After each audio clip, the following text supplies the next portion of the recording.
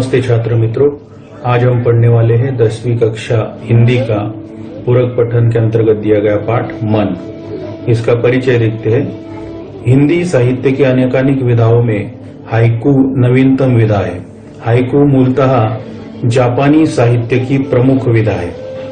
आज हिंदी साहित्य में हाइकू की भरपूर चर्चा हो रही है। हिंदी में हाइकू खूब लिखे जा रहे हैं और अनेक पत्र पत्रिकाएं इनका प्रकाशन कर रहे हैं। निरंतर हाइकू संग्रह प्रकाशित हो रहे हैं। यदि यह कहा जाए कि वर्तमान की सबसे चर्चित विधा के रूप में हाइकू स्थान लेता जा रहा है तो अत्युक्ति न होगी। हाइकू को काव्य विधा के रूप में प्रतिष्ठा प्रदान की मात्सुओ बाशो ने। बाशो के हाथों संवरकर हाइकू 17वीं शताब्दी में जीवन के दर्शन से अनुप्राणित होकर जापानी कविता की युगधारा के रूप में प्रस्फुटित हुआ। आज हाइकू जापानी साहित्य की सीमाओं को लांघकर विश्व साहित्य की निधि बन चुका है। हाइकू अनुभूति के चरम क्षण की कविता है। सौंदर्यानुभूति अथवा भावानुभूति के चरम क्षण की अवस्था में विचार, चिंतन और निष्कर्ष आदि प्रक्रियाओं का भेद मिट जाता है। यह अनुभूत क्षण प्रत्येक कला के लिए अनिवार्य है। अनुभूति का यह चरम क्षण प्रत्येक हाइकू कवि का लक्ष्य होता है। इस क्षण की जो अनुभूंज हमारी चेतना में उभरती है, उसे जिसने शब्दों में उतार दिया वह एक सफल हाइकू की रचना में समर्थ हुआ। बाशो ने कहा है, जिसने जीवन में 3 से 5 हाइकू रच डाले वह हाइकू कवि है। जिसने 10 हाइकू की रचना कर डाली वह महाकवि है। हाइकू 17 अक्षर में लिखी जाने वाली सबसे छोटी कविता है। इसमें 3 पंक्तियां होती है।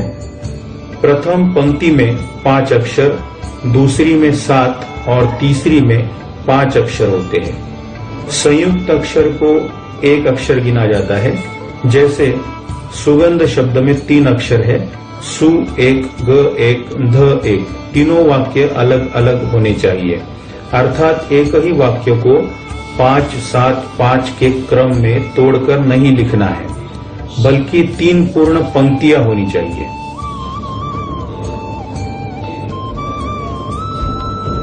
लेखक परिचय। लेखक का नाम है विकास परियार। इनका जन्म 4 अगस्त 1983 को मध्य प्रदेश के गुना जिले के राधोगढ़ कस्बे में हुआ। सन 2000 से सन 2006 तक भारतीय वायुसेना को अपनी सेवाएं इन्होंने दी। फिर पत्रिका की समरभूमि में उतरने के बाद रेडियो से जुड़े। साथ ही साथ साहित्य में विशेष रुचि है और नाट्य गतिविधियों से भी जुड़े हुए हैं। लेखक की शिक्षा के बारे में जानकारी। माखनलाल चतुर्वेदी राष्ट्रीय पत्रकारिता विश्वविद्यालय भोपाल से पत्रकारिता विषय में स्नातक।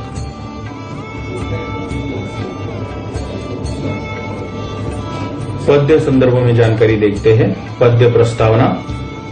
कक्षा 10वीं लोक भारती पाठ्यपुस्तक में आई नई साहित्य विधा हाइकू का सभी ने स्वागत किया है। उपर्युक्त विवेचन से आप सभी को हाइकू विधा का परिचय और इसके लेखन संबंधी सभी समस्याओं का समाधान हुआ ही होगा। इसमें कोई दोहराई नहीं होगी। एक और बात कि विकास परिहार जी के हाइकू मुक्त शैली में रचे होने के कारण गेयता काव्य छंद से परे है, परंतु भाव की दृष्टि से यह हाइकू बहुत ही बढ़िया है। हाइकू एक ऐसी विधा है जिसमें भावों को अधिक महत्व देकर किसी एक बात को कम से कम शब्दों में व्यक्त करने की कला है। कवि ने अपने भाव एवं विचारों को व्यक्त करने की सफल कोशिश की है। मन इस शीर्षक में हाइकूकार विकास परिहार जी ने जीवन के कई जीवन मूल्य, आदर्श, प्रकृति वैभव जीवनानुभव यथार्थता को व्यक्त करने की कोशिश की है, जो हमें अपने जीवनानुभव के साथ जोड़ने के लिए एवं सोचने के लिए बाध्य करते हैं। प्रकृति एवं सामाजिक घटकों के माध्यम से प्रकृति वर्णन के साथ व्यक्तित्व विकास के लिए प्रेरित करने वाली यह कृति है। कविता देखते हैं। घना अंधेरा चमकता प्रकाश और अधिक।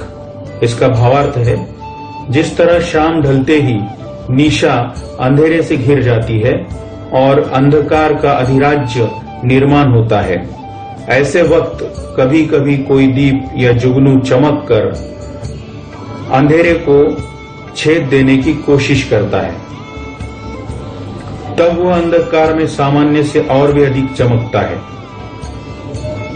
उसी प्रकार हर मनुष्य के जीवन में अनगिनत अंधकार विपत्तियां होती है, परंतु जो मनुष्य इस अंधकार को छेद देने की ताकत रखता है, वह मनुष्य प्राणी जीवन के अंधकार में भी और चमकेगा तथा श्रेष्ठत्व प्राप्त करेगा। बस उसमें निडरता और हौसला होना चाहिए।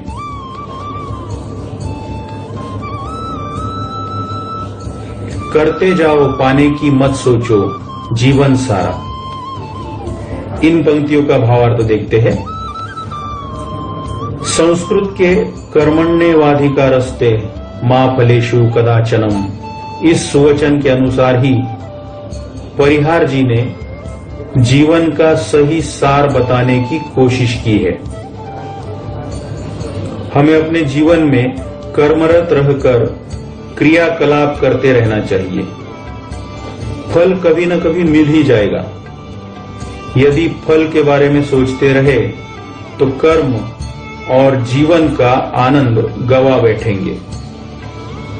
बस काम करते जाओ, फल तो अपने आप मिल जाएगा। किसी ने सही कहा है, काम करेंगे, जग में हम कुछ नाम करेंगे। इसके बाद की अगली हाइकू पंक्तियां है। जीवन नैया मझधार में डोले, संभाले कौन। इसका भावार्थ है, माना कि यह दुनिया असीम समुंदर है, तो हर मनुष्य प्राणी का जीवन उस समुंदर में चल पड़ी नैया अर्थात नाव है।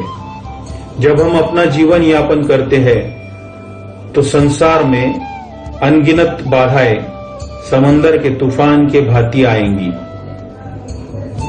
तूफान कमजोर नाव को जिस तरह निगल जाता है, उसी तरह जीवन को भी निगल जाएगा, अर्थात मनुष्य का जीवन समाप्त होगा। अब हर एक को समझना चाहिए कि दुनिया में अपने जीवन की भागदौड़ खुद को ही संभालनी होगी। अपनी जिंदगी में कितने ही तूफान क्यों न आए, अपनी नैया किनारे मोक्ष अथवा सफलता के पार लगानी ही होगी। यहाँ कोई आपकी मदद करने वाला नहीं होगा। हाइकूकार ने वही सवाल पूछा है, तुम्हारी जीवन नैया कौन संभालेगा।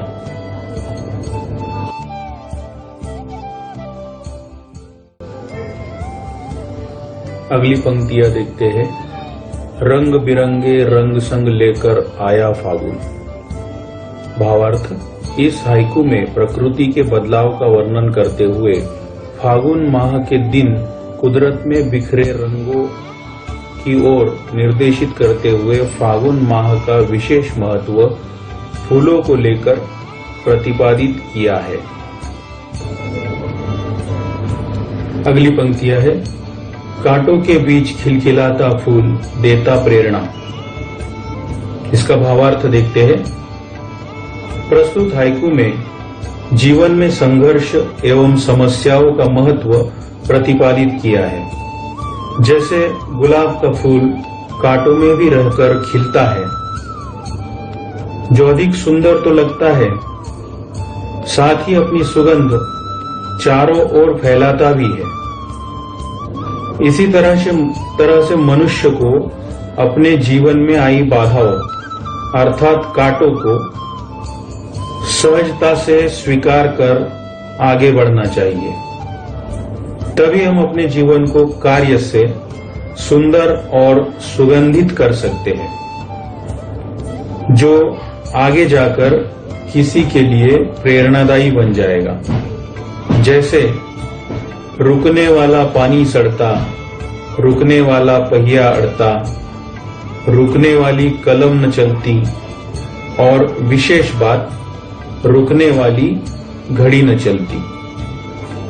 इसलिए समस्याओं को पहचान कर सामना करें।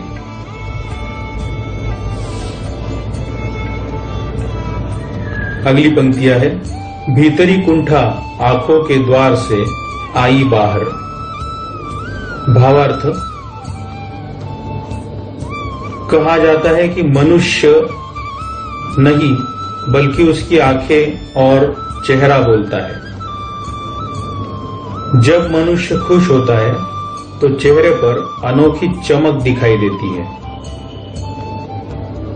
उसी तरह मनुष्य के जीवन की निराशाजन्य अतृप्ति की भावनाएं कुंठा उसके चेहरे पर एवं आंखों में उतरती है। उस मनुष्य का जीवन कितनी निराशा से भरा है इसका पता चलता है। ऐसे वक्त उन्हें प्रेरित कर जीवन की आदर्शता से अवगत करें। महत्वपूर्ण बात यह है कि हर एक को मनुष्य का चेहरा तथा आंखों को पढ़ना आना ही चाहिए। हाइकू की अगली 3 पंक्तियां देखते हैं। खारे जल से धुल गए विषाद, मन पावन। भावार्थ, जो मनुष्य गलती करता है उसे तो चोट पहुंचती ही है। धरती के सभी मनुष्यों का स्वभाव एक जैसा नहीं होता। जो समझदार अपने जीवन के प्रति आस्था, कर्म के प्रति निष्ठा रखने वाला अच्छे काम करते रहता है, परंतु भूल से या नासमझी से गलती हो जाती है और मन में असंतोष एवं रिश्तों में दूरी आ जाती है, परंतु अपनी भलाई चाहने वाले अभिभावक गुरुजन आपको कड़वी बातें, खारा जल जो हमारे हित में होती है वे कहते हैं। जब सही और गलत का फर्क हमारी समझ में आ जाता है तो मन के सारे दुख, विषाद, निराशा दूर हो जाते हैं और हमारा मन, सोच एवं व्यवहार में पवित्रता आ जाती है। हम सभी को याद रखना होगा कि अपनी भलाई के लिए की जाने वाली कड़वी बातें हमेशा मीठी होती है। हाइकू की अगली 3 पंक्तियां हैं। मृत्यु को जीना जीवन विष पीना है जीजी विषा। भावार्थ, मनुष्य को इस बात को समझना होगा कि जीवन जहर अनगिनत बाधाओं एवं समस्याओं से भरा है और इस जहर को पीकर उसे अमृत में परावर्तित कर जीवन को बेहतर बनाना ही जिंदगी है और हम उसे बेहतर बनाएंगे। यह जीने का मकसद और आकांक्षा होनी चाहिए। मृत्यु जिस प्रकार अंतिम सत्य कही जाती है, इसी सत्य को जिंदगी बनाकर जीने का जज्बा रखना होगा, तभी जीवन सफल हो जाएगा।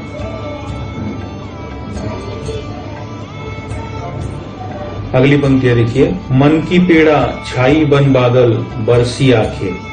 भावार्थ, मनुष्य स्वभाव की विशेषताएं बताते हुए इस हाइकू में कहा है कि मनुष्य का मन अथवा सोच जब भी वेदना, कठिनाई, पीड़ा आदि महसूस करती है तो स्वाभाविक उसकी आंखों से पानी, आंसू बरसता है। हमें मनुष्य के दुख से दुखी और सुख से सुखी होना चाहिए, परंतु हमें दूसरों के दुख दूर करने की कोशिश हर हाल में करनी होगी।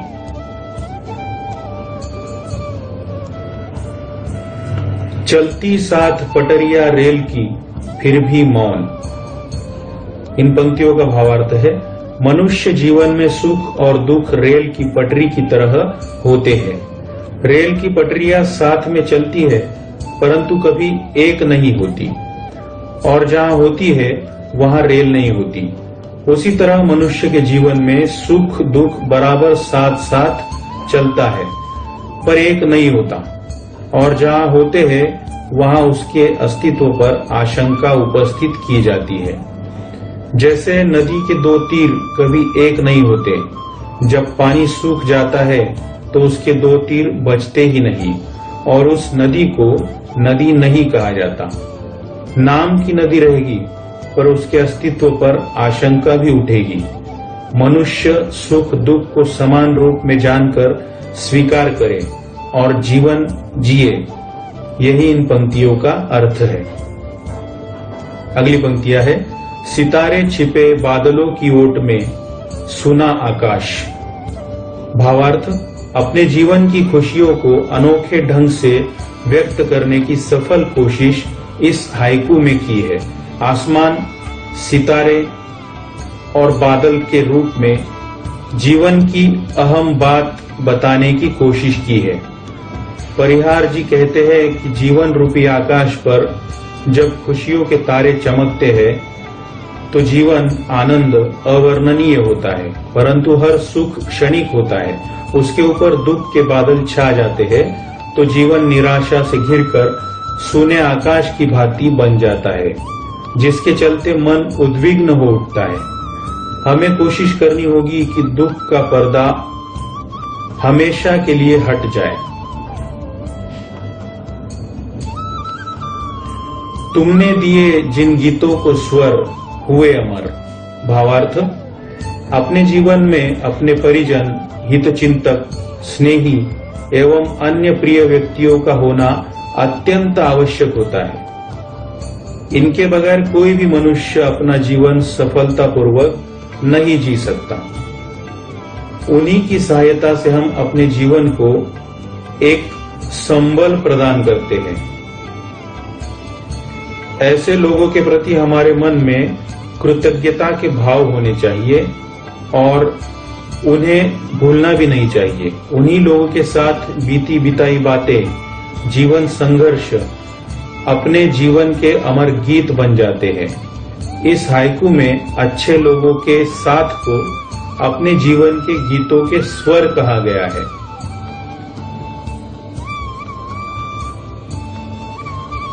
सागर में भी रहकर मछली प्यासी ही रही। भावार्थ, प्रस्तुत हाइकू के माध्यम से हाइकूकार जीवन की उच्च बात को रखते हैं। वे कहते हैं कि पानी में रहने वाली मछली, जिसका जीवन पानी है, वह समुद्र में रहती तो है परंतु खारा पानी पी नहीं सकती। उसे मीठे पानी की तलाश में समुद्र की गहराई तक जाना होगा। ठीक वैसे ही मनुष्य का जीवन उस खारे समुद्र की तरह होता है। सुख तो है परंतु पा नहीं सकते। उसे ढूंढने के लिए दुख की गहराई तक जाना होगा, अन्यथा सुख के लिए प्यासे ही रहोगे। उसी तरह मनुष्य की तृष्णा, आकांक्षाएं कभी मिटती नहीं। सोच समझकर जिंदगी के खारे समंदर में जीना सीखना होगा। तो विद्यार्थी मित्रों, छात्र मित्रों, इस तरह से हमने पूरक पठन के अंतर्गत दी गई हाइकू कविता मन, इसका अध्ययन किया। इसमें जितने भी हाइकू हमें दिए गए थे वो हाइकू हमने पढ़े हैं, उसका अर्थ हमने जान लिया है। अगर आपको किसी प्रकार की कोई दिक्कत हो तो ये वीडियो आप एक दो बार और देखिए, समझिए, और इस पर आपको कृति कार्य ये करना है कि मन, इस कविता पर आधारित स्वाध्याय के जो भी प्रश्न हमें पाठ्य पुस्तक में दिए गए हैं वो आपको गृह कार्य में लिखने हैं। आशा करता हूं कि ये वीडियो आपको पसंद आया होगा। फिर से मिलेंगे अगले वीडियो में, तब तक के लिए अनुमति दीजिए। धन्यवाद।